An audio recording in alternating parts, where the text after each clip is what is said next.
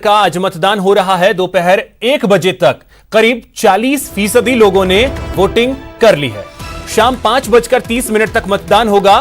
तीनों निगम के 310 वार्डों में मतदान की प्रक्रिया चल रही है और इस दौरान सुरक्षा के पुख्ता इंतजाम किए गए हैं।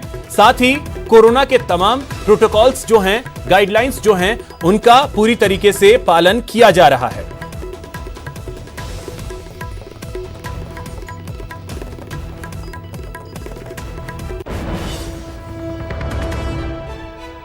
तो दूसरे चरण के तहत वोटिंग की प्रक्रिया इस वक्त चल रही है। 40% लोगों ने मतदान कर लिया है। दोपहर 1 बजे तक के ये आंकड़े हैं और जो तस्वीरें आ रही हैं वो भी हम आपको दिखा रहे हैं। आप देख सकते हैं अलग अलग जगहों की तस्वीरें आपके टीवी स्क्रीन पर हैं। अलग अलग कैमरों के नजर से आप इन तस्वीरों को देख सकते हैं।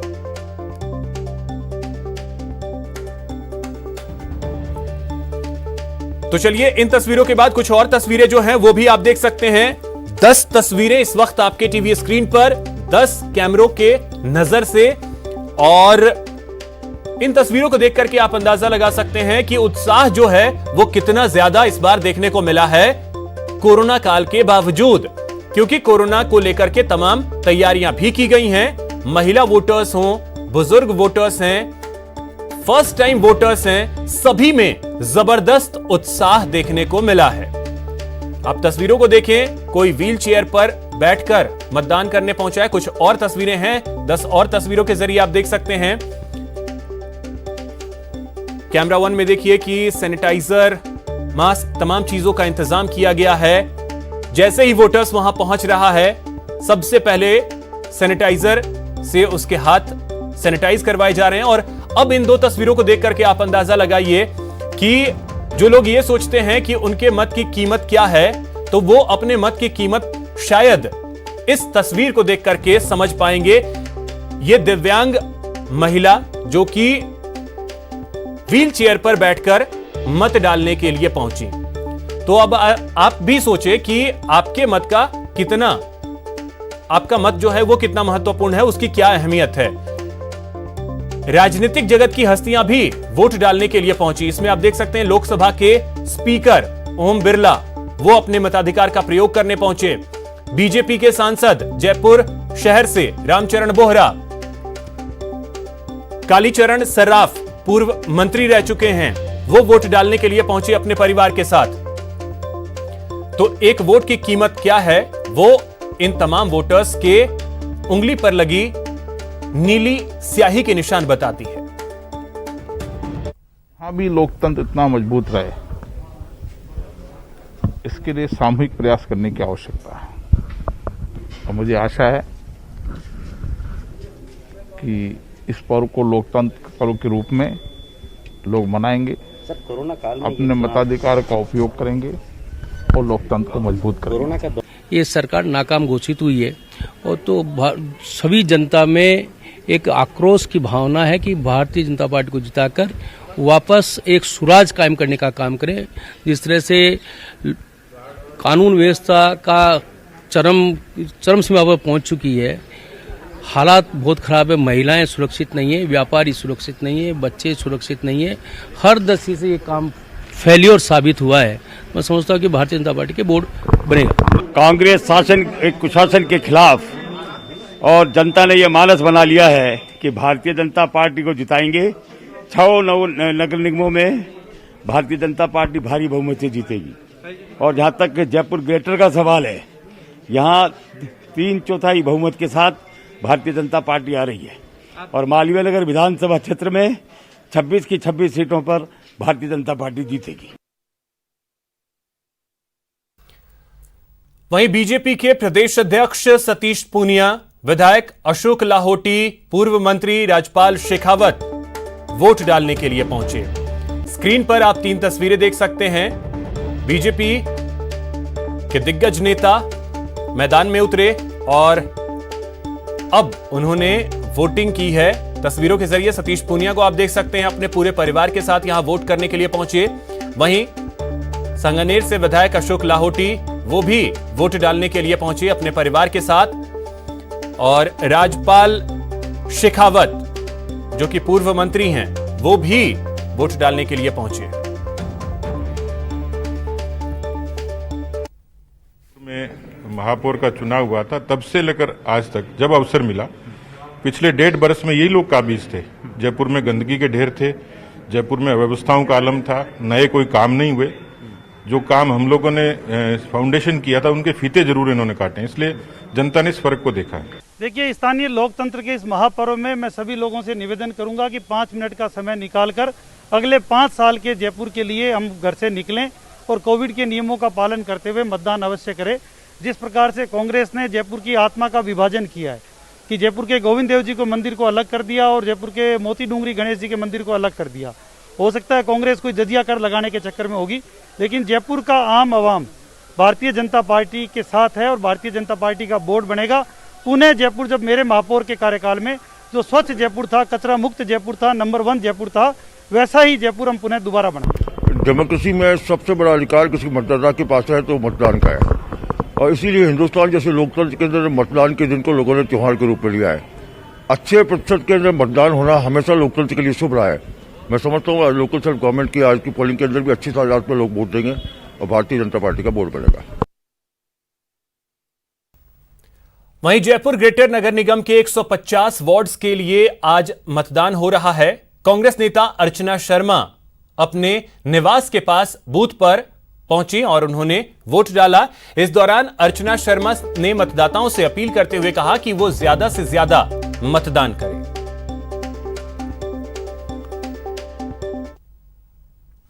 जयपुर ग्रेटर नगर निगम के 150 वार्ड्स के लिए आज मतदान हो रहा है और इसमें राजनेता भी बढ़ चढ़कर हिस्सा ले रहे हैं। अभी डॉक्टर अर्चना शर्मा जो कि मालवीय नगर से कांग्रेस की प्रत्याशी रही हैं विधानसभा चुनाव में, इसके अलावा कांग्रेस की प्रवक्ता हैं, उपाध्यक्ष हैं, प्रदेश की मीडिया सेंटर की चेयरपर्सन भी वो रही हैं और वो भी हमारे साथ मौजूद है। उन्होंने अपने मताधिकार का उपयोग किया। अर्चना जी, आपने खुद ने भी वोट डाला, किस तरीके की अब अपील आप आम जनता से करती हैं, क्योंकि वोटिंग प्रतिशत बेहद कम चल रहा है?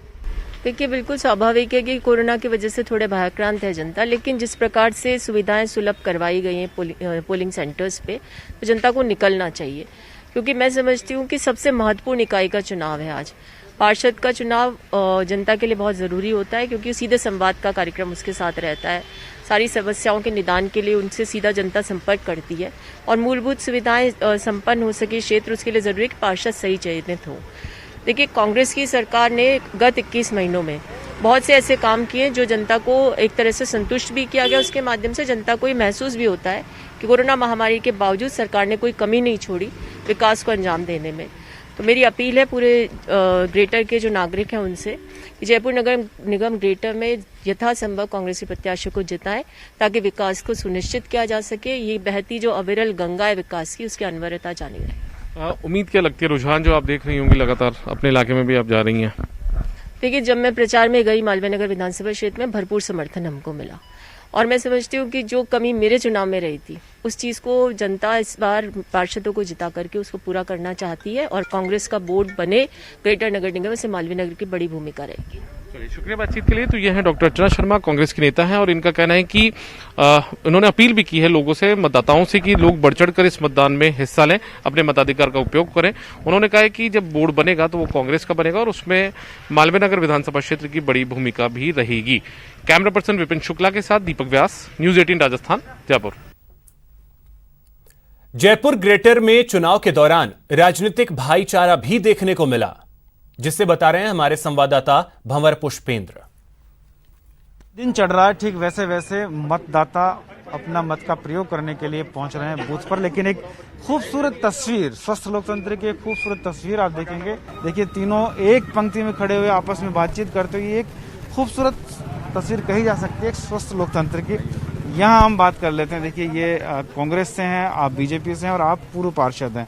हमारे बीजेपी की जो प्रत्याशी हैं बहुत ही कर्मठ कार्यकर्ता हैं और सभी के दिलों में राज करते हैं और मेरा इनको बहुत बहुत आशीर्वाद है। चलिए, आपका आशीर्वाद, बुजुर्गों का आशीर्वाद तो बना रहे। हम साथ साथ खेले हैं, साथ साथ बड़े हुए हैं, एक परिवार के सदस्य हैं। विचारधारा की बात है, आपकी कांग्रेस विचारधारा है, मेरी बीजेपी की विचारधारा है, एक दूसरे के साथ साथ हैं। ऐसा हमारा कोई वो है नहीं, प्रेम भाव से दोनों एक दूसरे के साथ हैं, सदैव साथ ही रहे। देखिए, मैं इनकी बात से बिल्कुल सहमत हूँ कि विचारधाराएं हमारी अलग अलग हो सकती हैं, और ये हमारे नाथाव साहब हैं जो कहीं ना कहीं हमारे रिश्तेदारी में भी लगते हैं, मेरे पड़ोस में भी रहते हैं और हम लोगों ने बचपन में अपना साथ बिताया है। अब देखिए मैं कांग्रेस पार्टी से हूँ, ये भाजपा से हैं और मैं तो सौभाग्यशाली हूँ, मुझे कांग्रेस पार्टी ने अपना पार्षद प्रत्याशी बनाया। मैं पहली बार इस राजनीति के अंदर उतरा हूँ। इससे पहले मेरी वाइफ यहाँ से पार्षद थी 2009 से 2014 के बीच में। उनके जो काम हैं, उन्होंने जो अपना काम किया मोहिनी कंवर बुटाटी ने, मैं उसी के नाम पे आज हूँ और उसी के नाम पे मुझे आज मेरी कांग्रेस पार्टी ने मुझे टिकट दिया।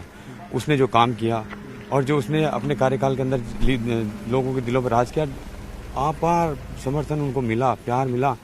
2014 के अंदर ओबीसी होने के कारण वापस चुनाव नहीं लड़ा, इस बार जनरल सीट आ गई थी तो पार्टी ने मुझे मौका दिया और मैं सिर्फ और सिर्फ मोहिनी कंवर बुटाटी के नाम पे चुनाव लड़ा है। मैंने उसके जो काम थे उनके चुनाव लड़ा है और उनके जो उनको जो प्यार मिला वही मुझे मिला। मैं कहूँगा कि उससे बढ़कर मुझे मिला है और लोगों ने माना कि भाई एक तो मोटार है, एक बार लुगाई है, तो दोनों पढ़ा लिखा है, मान लो कि काम करे तो दोनों ही काम कर दे।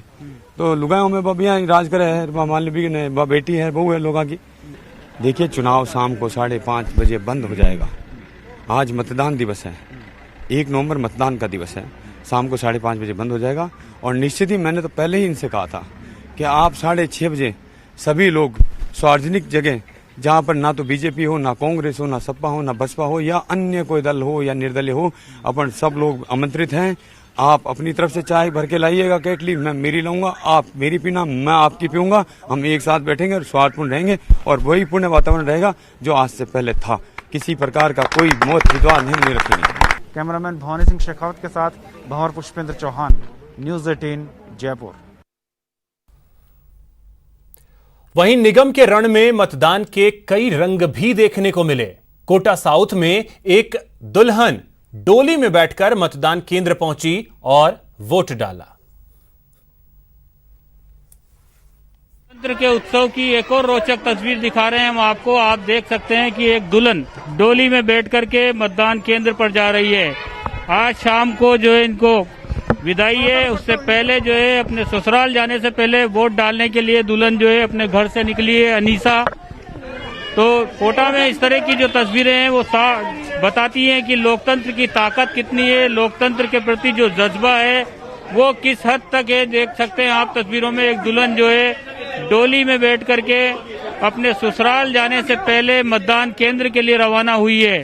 कोटा का ये वार्ड नंबर 47 है और यहाँ पर जो इलाका है ये साजीदेड़ा इलाका है और ज्यादातर जो इलाके में जो लोग हैं उनकी कई सारी तमाम परेशानियां यहाँ पर है, क्योंकि छोटी छोटी सी गलियां इस वार्ड में है। साफ सफाई से लेकर सड़क, बिजली, पानी सहित कई समस्याएं जो है इस वार्ड में है। और दुल्हन जो है वो भी चाहती है कि जब वो अपने वोट का इस्तेमाल करे तो उस वोट का इस्तेमाल कर ही वो अपने ससुराल में जाए।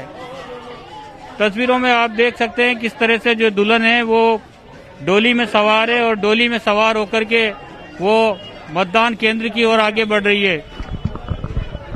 जैसे जैसे ये दुल्हन डोली आगे आ रही है, लोगों का हुजूम भी जो है वो साफ तौर पर देखने को मिल रहा है। लोग इस दुल्हन के मतदान को लेकर के जो जज्बा है उसको सलाम कर रहे हैं, कह रहे हैं कि इस तरह का जज्बा जो है सभी में होना चाहिए। मतदान क्योंकि हमारा अधिकार है और इस अधिकार को दिखाना पड़ेगा, तभी जाकर के जो है लोकतंत्र की ताकत जो है वो नजर आएगी। तो दुल्हन जो है वो डोली में सवार होकर के निकली है और मतदान केंद्र पर जा रही है। मैं बात करने की भी कोशिश करता हूं दुल्हन से कि किन मुद्दों को लेकर के वो मतदान केंद्र की ओर बढ़ रही है और डोली लेकर के जो लोग जा रहे हैं उनसे भी बात करने की कोशिश करेंगे। अनीसा नाम है दुल्हन का। अनीसा, आप वोट डालने जा रही हो, आपकी विदाई है आज? पहले विदाई है मेरी आज। क्या परेशानियां हैं वार्ड में? वोट डालने जा रही हूँ, क्या है मन में? वोट डालने जा रही हूँ मैं। परेशानी है कि यहाँ की सफाई होनी चाहिए, नालियों की सफाई होनी चाहिए, नालियों की सफाई होनी चाहिए। भूल गई तो हमारा वार्ड पार्षद अच्छा होना चाहिए। हमारे यहाँ की लाइटें गलियाँ सब सही होना चाहिए। नालियों को न लाना चाहिए। मेरी माँ बेटी थी 30 साल पहले, आज मैं बैठी हूँ डोली में। तो दुल्हन अनीसा का जज्बा भी देखने लायक है और ये तस्वीरें भी जो है रोचक है। आप देख सकते हैं किस तरह से दुल्हन के साथ साथ जो है पूरा मोहल्ला जो है वो भी साथ लगा हुआ है। लगातार जिस तरह से दुल्हन सहित दूसरी जो तमाम तस्वीरें हम दिखा रहे हैं कोटा से, लोकतंत्र के इसकी महापर्व की वो मिसाल देती हैं, वो मैसेज दे रही हैं, नजीर बन रही हैं कि जो लोग अपने घरों से मतदान के लिए अब तक बाहर नहीं निकले हैं वो अपने घरों से बाहर निकलें और अपने मताधिकार का इस्तेमाल करें। कैमरा पर्सन मुकेश शाकेवाल के साथ शाकिर अली, न्यूज 18 कोटा।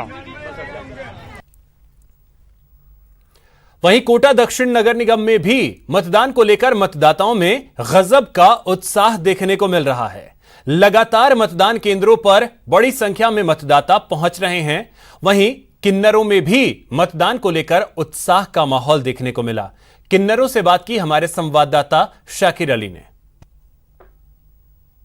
के उत्साह देखते ही बन रहा है। कोटा दक्षिण में भी जो है जबरदस्त जो है मतदान को लेकर के उत्साह है। लगातार लोग घरों से बाहर निकल रहे हैं और मतदान केंद्रों तक पहुंच रहे हैं। खास बात यह है कि मेरे साथ इस वक्त बात करने के लिए वार्ड नंबर जो 47 है वहां पर से जो किन्नर हैं वो भी अपना मतदान के लिए मतदान केंद्र जा रहे हैं और मतदान अपना मताधिकार का इस्तेमाल करेंगे। मैं बात करने की कोशिश करता हूं क्या मुद्दे हैं इनके।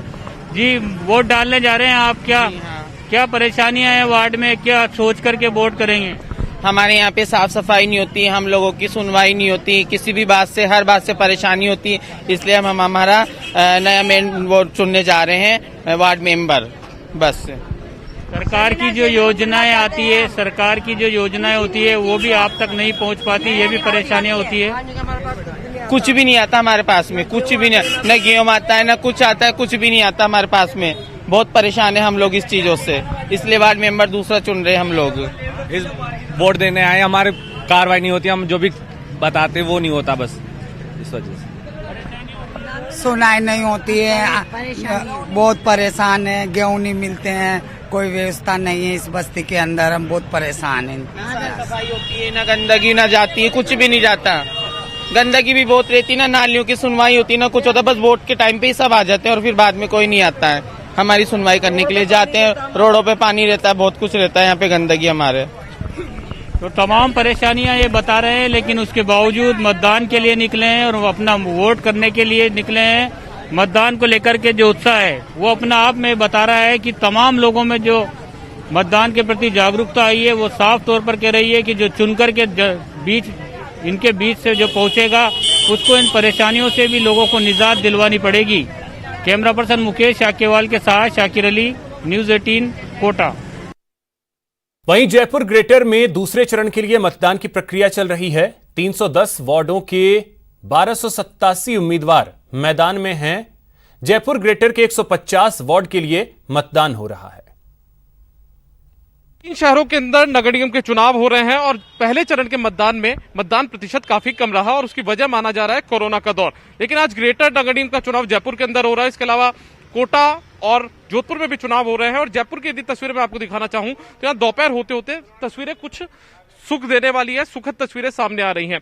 आप यहाँ पर देख सकते हैं जयपुर के मानसरोवर इलाके में एक मतदान केंद्र पर हम मौजूद हैं और यहाँ पर दोपहर तक कोई खास यहाँ पर भीड़ नहीं थी, लेकिन अब जो यहाँ पर मतदाता हैं वो बड़ी संख्या में यहाँ पर पहुंच रहे हैं, यानी कि अब उनमें जोश नजर आ रहा है और जिसमें काफी बड़ी संख्या में महिलाएं भी शामिल है।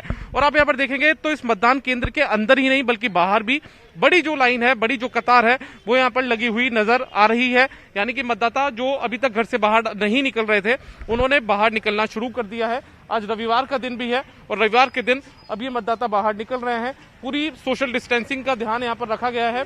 एक गोले यहाँ पर बनाए गए हैं जिससे कि सोशल डिस्टेंसिंग का ध्यान रखा जाए और इन गोलों के अंदर ही लोग यहाँ पर अंदर खड़े हुए नजर आ रहे हैं। इसके अलावा सैनिटाइजर का उपयोग भी यहाँ पर किया जा रहा है। बाकायदा जो प्रशासन की तरफ से लोग हैं वो यहाँ पर बैठे हुए हैं। सुरक्षा व्यवस्था यहाँ पर पुलिस की तरफ से मुस्तैद है। तो ऐसे में माना जा सकता है कि दोपहर आने के बाद में ये जो तस्वीरें हैं वो थोड़ी राहत देने वाली है लोकतंत्र के इस त्योहार में।